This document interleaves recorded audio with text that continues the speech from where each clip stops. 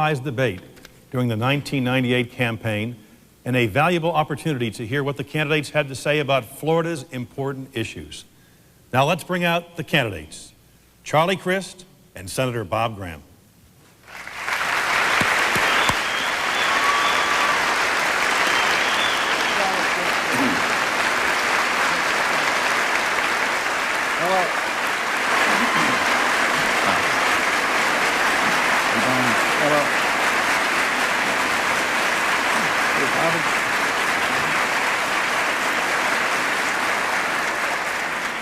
Welcome both. Each of the candidates have 90 seconds for an opening statement to tell us what they hope to accomplish tonight over the next 2 weeks left in this campaign.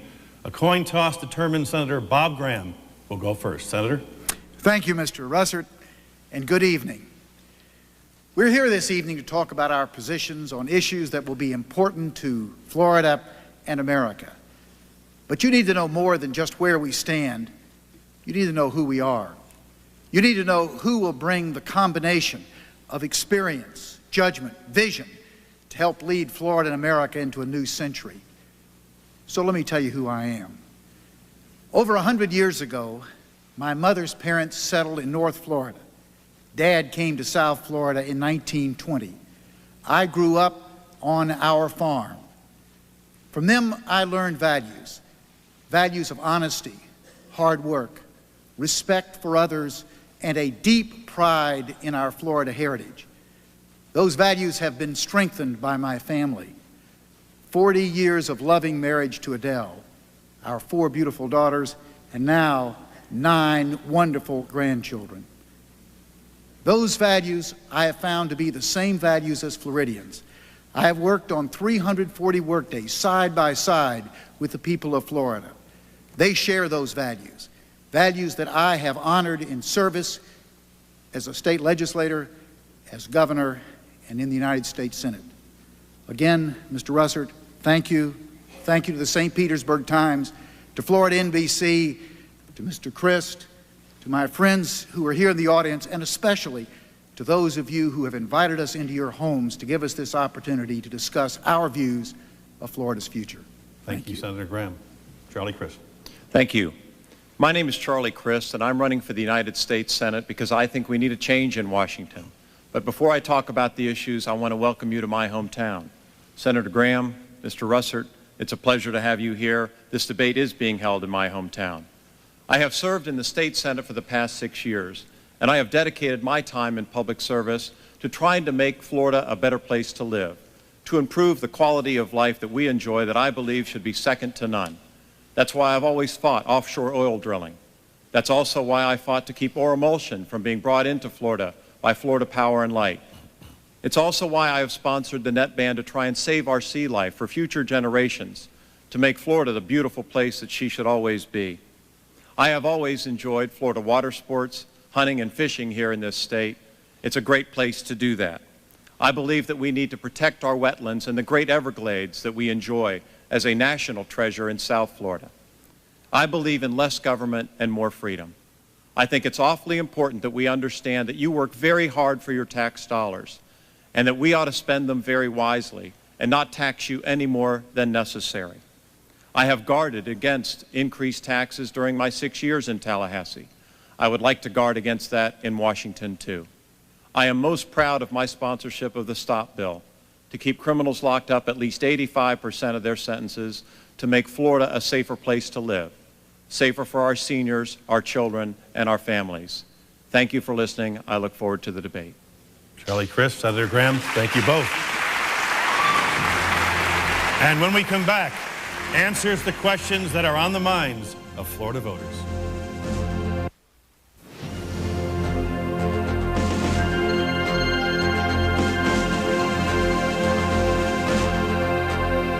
We are back live in St. Petersburg. In this first segment, I will ask each of the candidates questions. They will have 90 seconds to answer. The other candidate will then have 45 seconds for rebuttal. I've reserved the right as moderator for follow-up questions if appropriate. Senator Graham, the first question. As you know, current projections are Medicare will run out of money by the year 2008. Over the next few decades, the number of Americans on Medicare will increase from 40 million to 60 million. What changes must be made in Medicare to guarantee that program's survival? Thank you, Mr. Russert. The first thing we've got to do is to cut out the fraud and abuse, which is ripping off more than 10%, in some places in Florida up to 20% of our Medicare funds. I'm pleased that I've worked hard to strengthen the laws against fraud against Medicare and now the enforcement of those laws. We also need to change Medicare from being a program that only intervenes after you're sick to one that has the goal of maintaining the highest level of wellness. I'm proud that I sponsored provisions such as those that made mammographies available, prostate testing, osteoporosis, other important diseases which, if identified early, can be arrested. If not, will lead to fatal consequences. I believe that we also need to avoid repealing some of those important sources of revenue which have allowed Medicare to be strengthened in recent years. Mr. Crist has suggested that one of the important components of the financing of Medicare should be repealed. If he proposes to do so, I think it's his responsibility to suggest how we are going to replace those funds.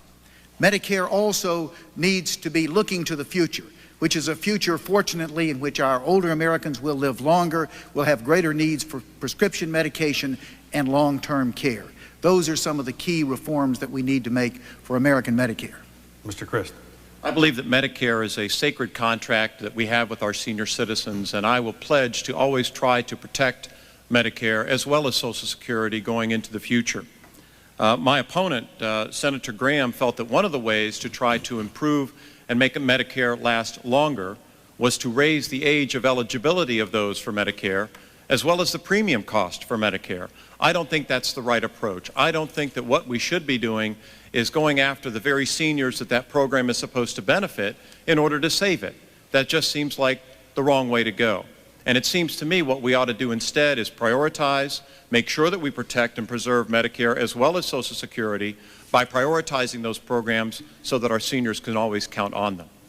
Mr. Crist, I want to stay on Medicare because it's such an important issue to Florida and to this country. And the people of Florida heard you say, I will not vote to reduce benefits, raise premiums, or raise the age of eligibility for Medicare. If, in fact, the number of people on the system is going to go from 40 million to 60 million, and you're not going to change the program, what other programs would you cut? What taxes would you raise to pay for the additional 20 million people on Medicare? Well, I wouldn't raise taxes. That's a big part of the program, and one of the reasons I'm running for the U.S. Senate. I think that our citizens are taxed to death, and in fact they are. When you think about it, you're taxed when you make your money, you're taxed when you spend your money, and you're taxed when you save your money. And in fact, in America, we are taxed when we die. I think what we have to do is do what we've been able to do in the Florida Senate. A while ago, we had to build up our prison system, frankly, because my opponent didn't do so while he served as our governor. And people were skeptical. They said, you know, you're going to have to raise taxes or do something in order to be able to build up that system. But what we did was prioritize our spending. The people worked too hard for their money for us not to do so. And by prioritizing, we made sure that we had enough money to do the first things first. And I believe that Social Security and Medicare are first. We have to make sure we take care of them, and prioritizing is the best way to do so. What programs would you cut? I wouldn't cut programs. I think there are two areas we can look at, however. One of the things I think we can look at is in the area of foreign aid. We spend an awful lot in other countries around the world, and one has to start to wonder, what do we get as a benefit for doing so? I think we can reduce that. In addition, I think corporate welfare is another place that we can start to reduce some of our funding. One of the things that my opponent supports is Big Sugar. I don't think that we ought to be subsidizing or giving a tax break to Big Sugar.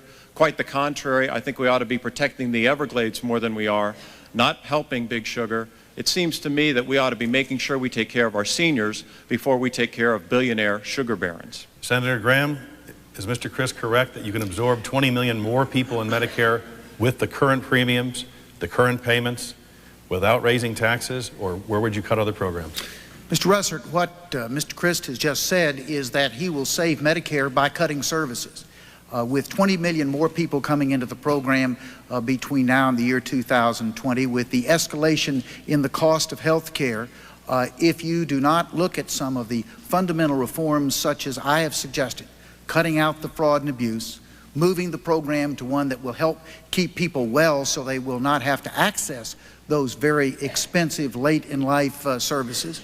Unless you're prepared to do that, the only way that you can make Medicare solvent is to cut services. That is what I have been working to avoid. I want to assure that Medicare is there for you, for your children, and your grandchildren. Senator, let me turn to Social Security. As you know, the cost of living increase was just announced for this year. It's less than 2%. Seniors now will face a 5% increase in their prescription cost. Can anything be done to help seniors offset that cost? Thank you, Mr. Russert. Yes. One thing we can do is look at the cost of living that we are using for Medicare. We should have a cost of living for Medicare that relates to those expenses which older Americans absorb. They are a different set of costs, particularly a higher cost in health care than is true of younger Americans. Second, we should make it easier for more Americans to access Medicare HMOs. Right now, we are going in the opposite direction with many people who are already on a Medicare HMO seeing their benefits terminated. How would we do this? By passing a patient's Bill of Rights for health maintenance organization beneficiaries. I have sponsored with Senators John Chafee, a Republican of Rhode Island, Joe Lieberman, a Democrat of Connecticut, a bipartisan HMO Patients' Bill of Rights bill, which will provide protections for those who are covered by an HMO in their Medicare, including protections against arbitrary termination of benefits, protections that will allow them to access a specialist, protections in the emergency room so that if you go to the emergency room with a pain in your left chest and you come out with the diagnosis that you do not have a heart attack, you don't get a second heart attack by the enormous bill that you would receive later. Those are the kind of changes that I want to see to preserve Medicare for this and future generations. Mr. Crist. I think in order to make sure, I think the question was directed towards Social Security and how are we going to preserve that. Senator Graham talked about the fact that I want to cut services. Quite the contrary. It is Senator Graham who in fact has already voted to cut services by raising the age of eligibility for Medicare and also by raising the premium cost for Medicare. I don't advocate cutting services, he does, so I want to set the record straight on that first. When it comes to Social Security, as I've stated earlier, I think it's awfully important that we be sure that it is there for our seniors in their later years. I don't think the right thing to do is to tax Social Security benefits. And unfortunately, Senator Graham did that too. And people were surprised when he did so. The media came to him and said, "Senator, why would you tax Social Security?" And his answer was interesting. He said, "I think they need a cup of castor oil." Well, I don't think they need castor oil. I think they need a compassionate senator, and I will be that senator and fight for them always.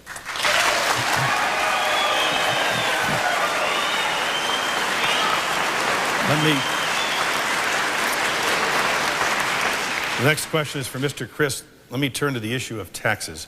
Mr. Crist, you have proposed abolishing the IRS. Yes. And said you would replace it with a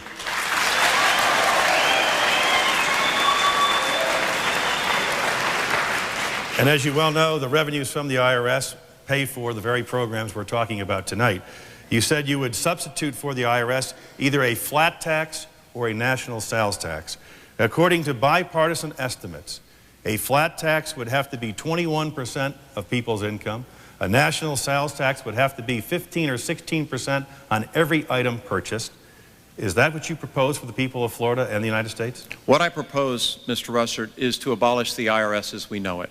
I think it's important that we recognize that the first thing that I have learned and traveled the state for almost 2.5 years now is that the citizens of the state of Florida are sick and tired of the IRS, the way that it treats them, that it's got to stop.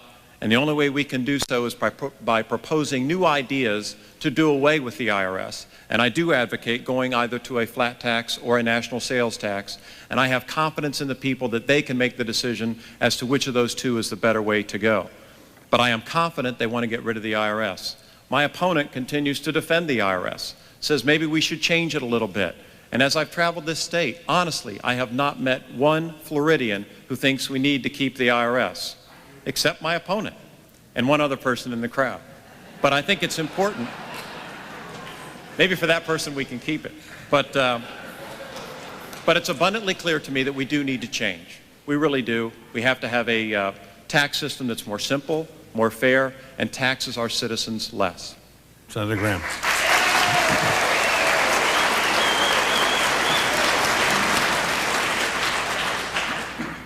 Mr. Crist wants to know someone who has already gotten the benefits of the changes that Bob Graham sponsored in the Congress to simplify the Internal Revenue Code.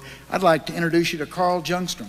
Carl Jungstrom was a man who the IRS harassed, tried to get enormous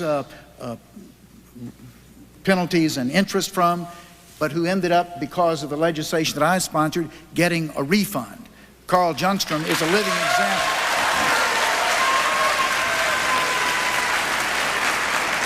Of my commitment to a simplified, fair internal revenue system that treats all Americans with the same respect that Carl's been treated. Let me stay on the issue of taxes, Senator, because it's an important one to people in this state and across the country. Do you believe a flat tax or national sales tax is better than the IRS? No. What I believe is that we don't want to have a tax system such as a flat tax, which would say that all of your charitable givings to a church, a synagogue, the Girl Scouts, the Boy Scouts, would no longer be deductible. I don't want to have a tax system which says that the interest that you pay on your home mortgage, which has allowed millions of American families to own their own home, would not be deductible. I don't want to have a national sales tax which would cover everything from the sale of your home with a tax of 15 to 16%. I don't think that's what Americans want. What Americans want is a simplified system. I have worked hard. For instance, we passed a law in the United States Senate and the Congress that is now the law of the land that says that when you sell your home, you don't pay any capital gains on the gain on that home if it's under $250,000 as an individual, or $250,000 or $500,000 as a family. That is real, meaningful simplification. That is the type of approach that we ought to take to the entire Internal Revenue Code. That is a process by which, without injecting unfairness, without injecting instability, we can modify and simplify the tax system towards the goal that every American will be able to fill out their own income tax return. That ought to be the standard. When we've reached that standard, we can say that we have done the job.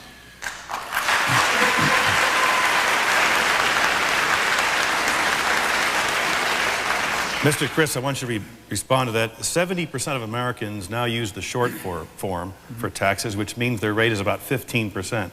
A flat tax or national sales tax would mean increased taxes for the vast majority of Americans. Let's talk about taxes, and let's talk about the distinction between Senator Graham and myself. A number of years ago, the largest tax increase in the history of America was passed. It was about $240 billion of new taxes on the backs of the American family. Regrettably, that tax passed in the United States Senate by one vote. One vote. Senator Connie Mack, who I used to work for, and it was a privilege to do so, voted against it. He has a slogan: less taxing, less spending, less government, more freedom. Unfortunately, Bob Graham voted for it. Remember, it only passed by one vote. So, but for Bob, we wouldn't have all those taxes that we have to pay today. We have a fundamental difference on these issues.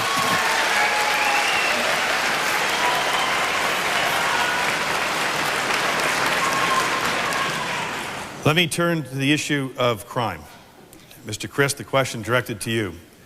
The Brady Bill, which deals with gun control, on November 30th will begin at the federal level an instant check system, not only for handguns, but for rifles and shotguns. Will you vote for the money necessary to provide for that instant check? Let me tell you, you've brought up a very serious issue, and it's the issue of an individual's right to bear arms. I want to tell you a brief story about that issue. I ran for re-election to the state Senate in 1994. And when I did so, the gun issue was a big issue in that race too. And during the course of the campaign, I was going to senior centers right here in St. Petersburg. And I had an elderly woman approach me, and she said, Senator Crist, she said, I don't want you to take away my right to bear arms. I live alone, and I want to be able to protect myself. And I told her she could count on me. I would never take away her right to bear her arms. Now, the instant check, I am comfortable with that. I think that's appropriate. I think we have to take a reasonable approach to these things. But I will tell you that from my perspective, what we need to do is get the guns out of unlawful citizens and never abridge the rights of law-abiding citizens. But just to be clear, you would vote federal monies to provide for instant checks to determine whether or not someone had a criminal record in the purchase of a handgun, rifle, or shotgun? I think it's absolutely appropriate to do so, and I will go one step further. It seems to me that in protecting our Second Amendment right to bear arms, and I've hunted and fished in this state, and I want to protect the ability to do that in the future, but I think that any crime committed with a gun ought to be classified as a hate crime. It is so bad and it is so heinous, it's got to stop. We have to protect our citizens. And if somebody breaks into your home with a gun at your face, if that's not a hate crime, I don't know what is. It's got to stop. And by making sure we have tough laws and we enforce those laws, we can make Florida and America a safer place to live for all of us.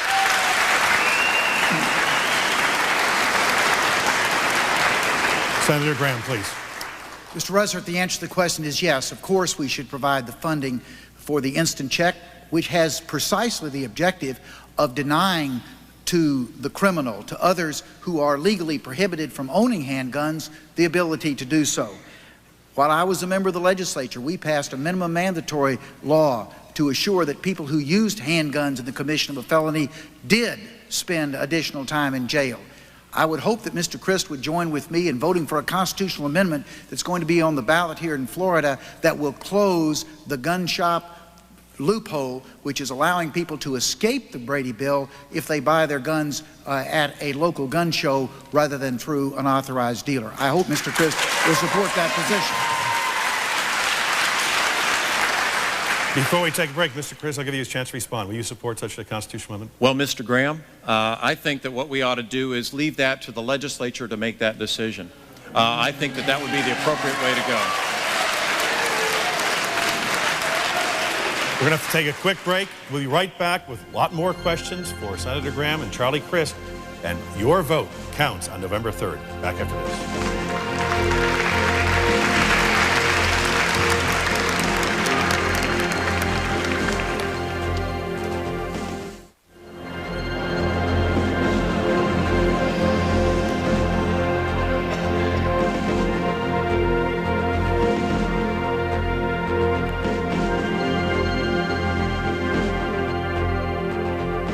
And we're back live in St. Petersburg with Senator Bob Graham, Charlie Crist, both running for the United States Senate from the state of Florida. Senator Graham, next question is for you.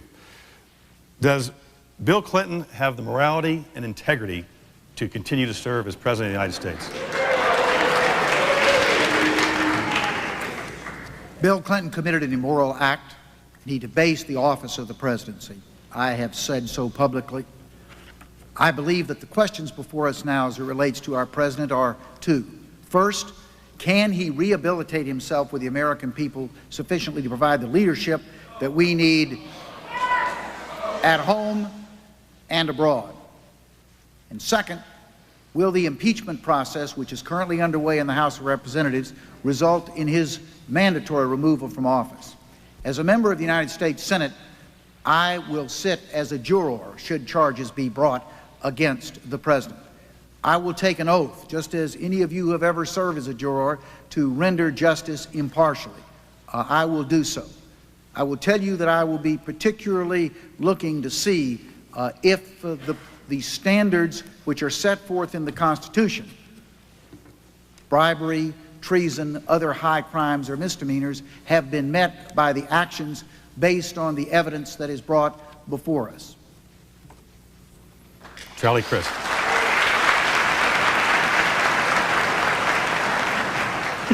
Regrettably, I believe that the president has shattered the confidence and trust of the American people.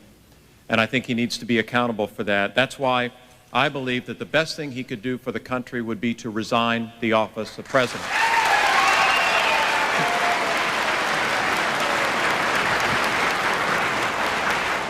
I think there are two issues here, though. Resignation is different from impeachment and the inquiry process that's happening in Washington. Senator Graham does have it right. Whichever one of us win this race most likely will have to serve on the jury to judge in the trial of that inquiry. The test for me is if he committed perjury, if he obstructed justice, or if he violated any witness tampering laws, then it's clear to me that he should be impeached. And Senator Graham, I think the people of Florida deserve to know what you think. Please, Senator. If the evidence that is presented, should there be charges brought by the House of Representatives, indicate that the President of the United States has met those standards of having engaged in treason, bribery, other high crimes or misdemeanors, then I will... Those are the standards which 210 years ago our founding fathers set as the standard for the removal of a president.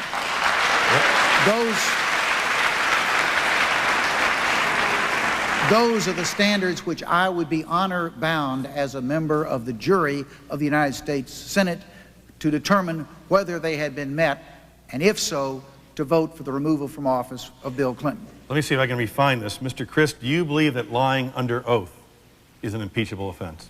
Perjury, I believe, it is for you and me, Tim. And if it is for the average American citizen, why should we set a different standard for the President of the United States?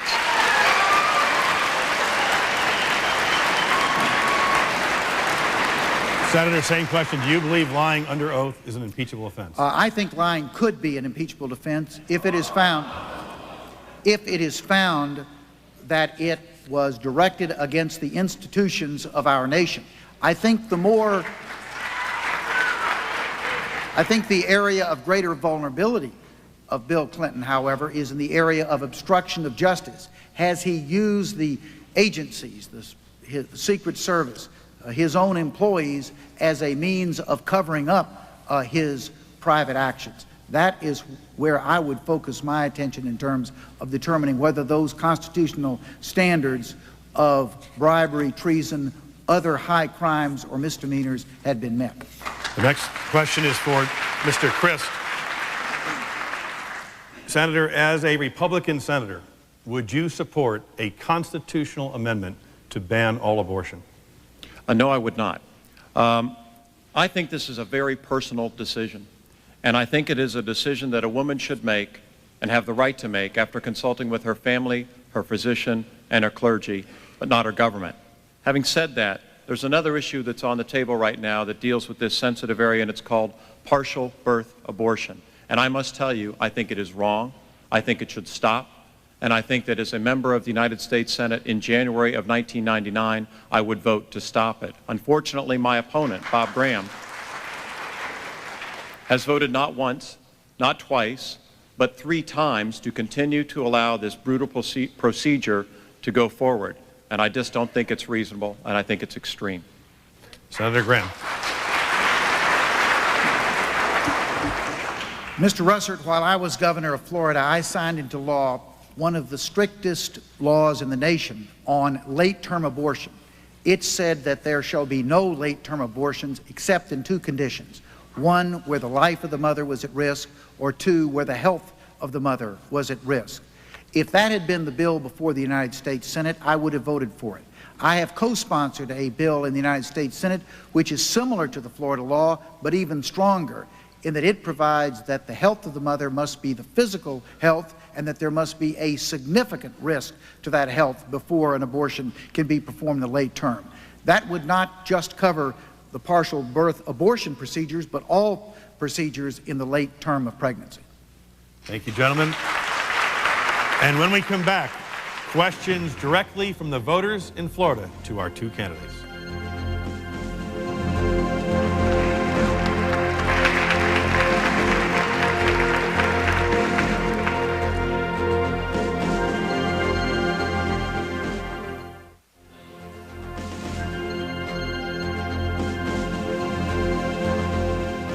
Welcome back to the final senatorial debate.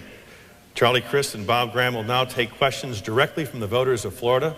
The first question will be to Senator Graham. He'll have 1 minute to answer. Mr. Crist will have 1 minute to respond. Good evening, gentlemen. My name is Shannon Solano, and I'm a resident of Tampa.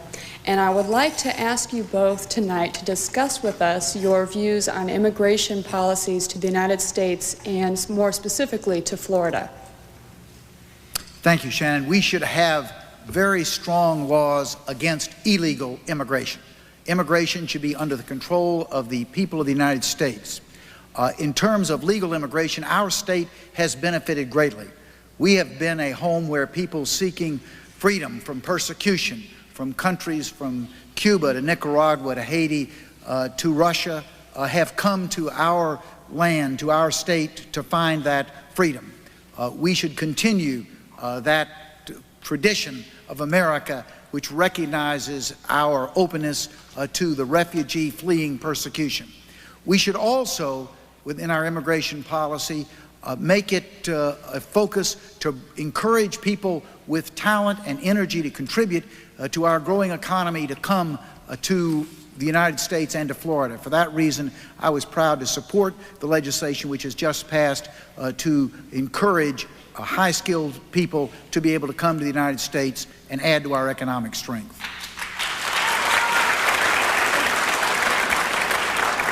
Mr. Crist. Thank you. Shannon, I agree with the Senator in a lot of that response. I think that it's important that we make sure that we close the door of illegal immigration so that we can keep open the door and the promise of legal immigration. I am the grandson of an immigrant. I understand how new blood and new energy and new ideas have made America a better place to live for all of us. We have an awful lot of Cuban Americans in South Florida that have come in. We have a lot of Asian Americans all over this state that have come in. And I think it's important that we continue to provide the opportunity for that infusion of new ideas and new blood and a better tomorrow.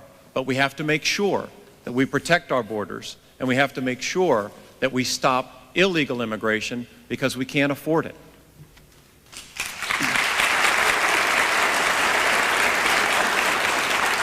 The next question is from David Jackson of Tampa. Good evening. My name is David Jackson. I'm from Tampa, Florida. And my question to each of you, how can we reduce the size of government in Washington? Will you work to that end? And please be specific. Mr. Crist first. Sure. This is one I enjoy. His question was, how are we going to reduce the size of government in Washington, and how will you do that? I think one of the main ways that we can do that is by reducing the level of taxation that the citizens have to pay. When you realize that right now in America, you have to pay more in taxes than you do for food, clothing, and shelter combined, we've got a system that I believe is out of whack. We've got to stop that kind of taxation so that we reduce the burden, all the regulations of government. We have to make sure that small businesses all over our state continue to have the opportunity to begin, to start, to provide new jobs. But we are so heavily regulated. We have so much in form of taxation. We have all these rules that everybody has to fill out forms. And I think having a philosophy of less government and more freedom is the way to go. I'm running against a nice guy, but I'm running against a gentleman who has voted for more regulation and bigger taxes and bigger government. And it seems to me it's got to stop. It can stop when you elect me on November 3rd.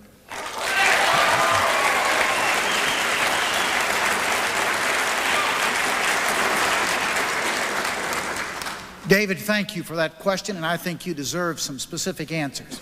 One, we ought to send more responsibilities to the state and local communities. There are too many decisions being made in Washington which ought to be made closer to home. Those particularly involve decisions in education and the environment. Second, we ought to have a standard policy in Washington, as we've had in Tallahassee, of sunsetting proposals. That is, to have a program not have life ever after, but only for a specific period of time. And after that time, it has to prove and demonstrate that it is worthy to continue.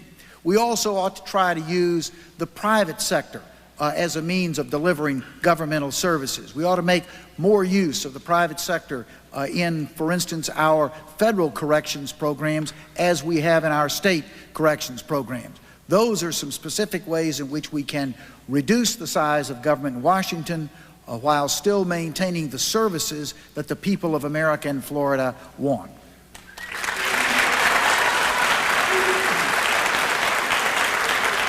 If I could pose a follow-up here. Mr. Crist, as you know, the Republicans were elected to Congress in 1994, first time majority in both houses, promising a Republican revolution, promising specifically to close departments like education and energy. Would you close any departments when you got to Washington? I think what we need to look at is not necessarily closing departments, but reducing the size and the reach of some of those departments. I would not advocate closing, for example, the Department of Education. I would advocate looking at the Department of Energy and maybe being able to reduce the bureaucracy that exists there, possibly at the Department of Commerce as well. One of the things you have an opportunity to do that I have learned as a member of the State Senate is that once you get to the Capitol, you have a much greater opportunity to review some of those programs and some of those agencies and what they're doing. I have heard from people all over this state as to what some of those agencies are doing to them. So it seems to me that in addition to reducing and abolishing the IRS, which is mission number one if I have the pleasure to be elected, is to reduce some of those other agencies and their size and their scope. Senator Graham. An agency that I think could be abolished or substantially reduced is the Federal Highway Administration. That agency is an example of one which was created to meet a specific purpose, in this case to build the interstate system, whose goal has now been realized. We should have a party, a celebration for the completion of the interstate system, and at the end of that party, we should terminate the Federal Highway Administration and let the states make the decisions as to what are the priorities of their people. I'm very pleased that at the last session of Congress, working with Senator Connie Mack and our congressional delegation, we were able to increase the amount of funds that Florida will receive each year for the next 5 years to do a better job of maintaining our bridges and our roads and dealing with congestion by over $400 million a year. That money ought to be spent by Floridians, for Floridians' interest, with Floridians making the decisions.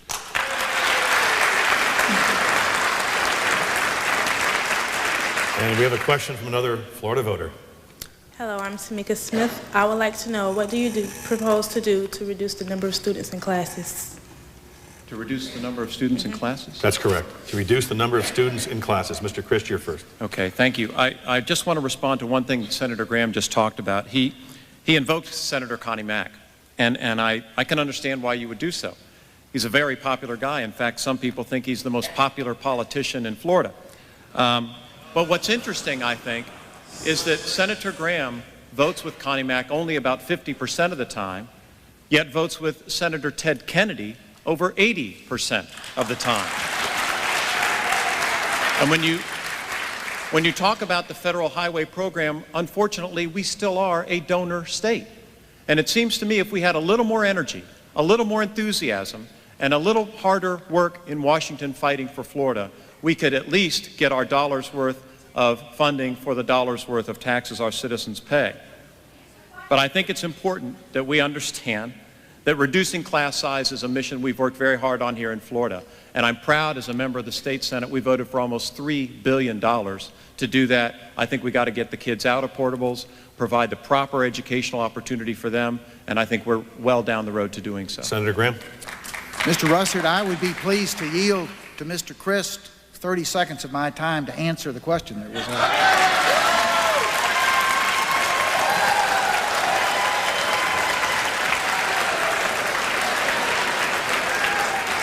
I'll take the time. I'll take the time. That's great. I think it's important that when you talk about class size and you talk about our educational system, you talk about new ideas. We have to improve education for all of Florida's citizens. And we have to be willing to have the courage to change the system that we have now. It's not just about having more classrooms, and it's not just about having nice buildings. It's about making sure that our children have a better educational opportunity. That's why I'm proud to have sponsored the charter schools bill here in Florida. We have to have new ideas.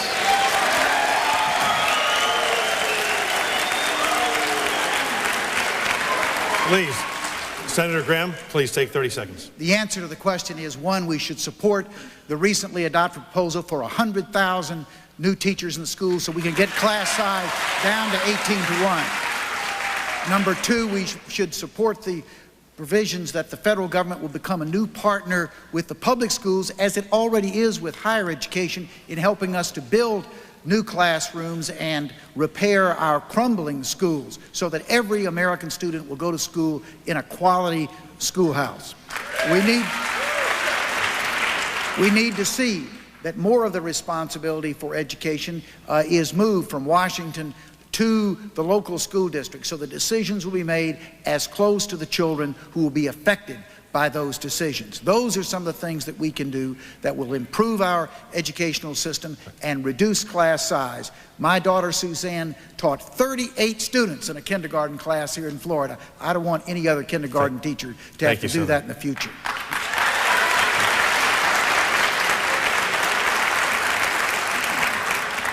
Mr. Crist, on education, would you support a federal tuition tax credit, in effect a federal voucher program for students to attend private schools?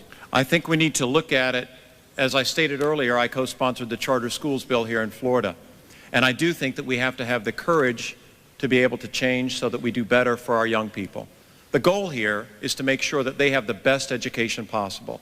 The sad reality today in public schools, and I'm a product of the public school system.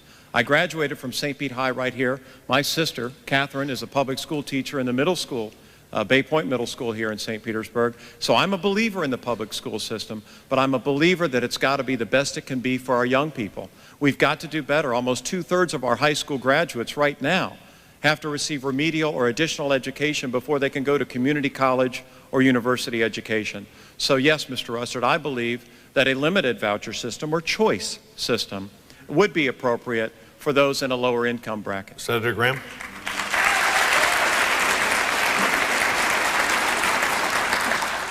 Of course, the answer to that question is no.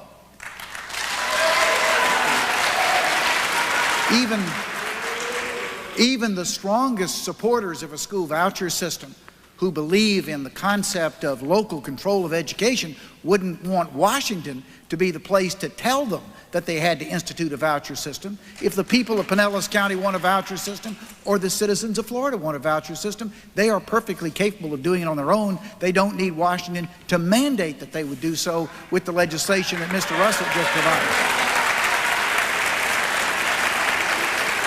Now, I personally am opposed to a voucher system. I believe in the public schools. I think the money ought to be spent to lower class size in the public schools. I believe the public schools not only provide the fundamental education for the vast majority of our children, but it is the way in which we build a sense of community in America. It's the way in which we all get to know one another as common Americans.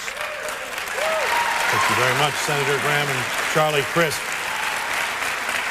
It's very clear from tonight's discussions, two men with two very different views on a whole variety of subjects. We'll be right back. Closing statements from Charlie Crist and Senator Bob Graham.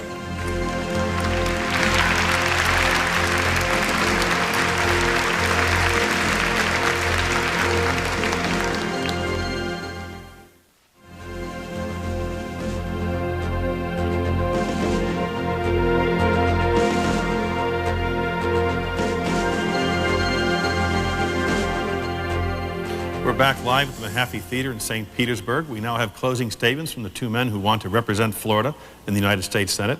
By the flip of a coin, it was determined that Senator Bob Graham would go first. Senator Graham. Thank you, Mr. Russert.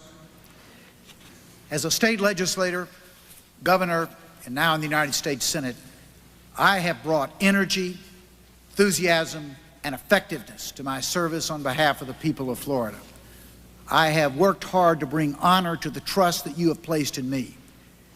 I have worked hard to balance the budget, have taken the tough votes necessary to bring us to a balanced budget and the strongest economy that we have had in this century.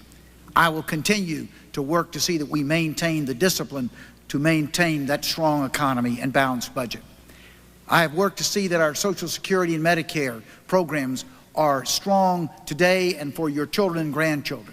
I've worked to protect Florida's environmental treasures, the Everglades, and our coast. But I have not worked alone. I have worked on a bipartisan basis with my colleague, Connie Mack, and with our other members of the Florida congressional delegation. But the most important members of our team are you, the people of Florida. We need your ideas. We need your participation to keep Florida the best place in the world to live, to work, and to raise a family. Again, we appreciate, Mr. Crist and myself, the opportunity to come into your home tonight. I would very much appreciate your vote on November 3rd to continue to work for you in the United States Senate. Thank you, Senator. Charlie Crist, please. Thank you, Mr. Russert. Ladies and gentlemen, I want to conclude by telling you a story about a boy, a young boy named Adam. Adam came to this country when he was only 14 years old in 1912. And when Adam came here, he didn't have any money, he didn't know anyone, and he couldn't speak the language. But Adam had a dream. He had a dream about coming to a place called America where he had heard that if you worked hard, lived by the rules, and did what was right, you could do better for yourself and your children and your grandchildren. Well, Adam worked hard when he came here. He shined shoes for a living, and he only made $5 a month shining those shoes. But he saved his money, enough that he was able to eventually open up a small cafe. And that did pretty well, well enough that he was able to open up a second one. And Adam was starting to live the American dream that he had heard about. Well, he also understood the importance of a good education and made sure that all 7 of his children got one. One of those got such a good education they became a doctor. That doctor is my father. And yes, Adam was my grandfather. I still believe in that American dream. I believe in the opportunity that America has always stood for. And I am running against a nice man in Bob Graham, but I'm running against a man who every day he's in the U.S. Senate votes with a philosophy that believes in more taxation and more regulation and bigger government. And if you do that often enough and long enough, that dream goes away. It's time for a change. It's time for new ideas. It's time for new energy. And I ask for your vote and your support for Charlie Crist on November 3rd. Thank you, Mr. Crist. Thank you, Senator Graham. That concludes our debate tonight. We hope we did our job. It's now up to you to make your choice. Who will be the next senator from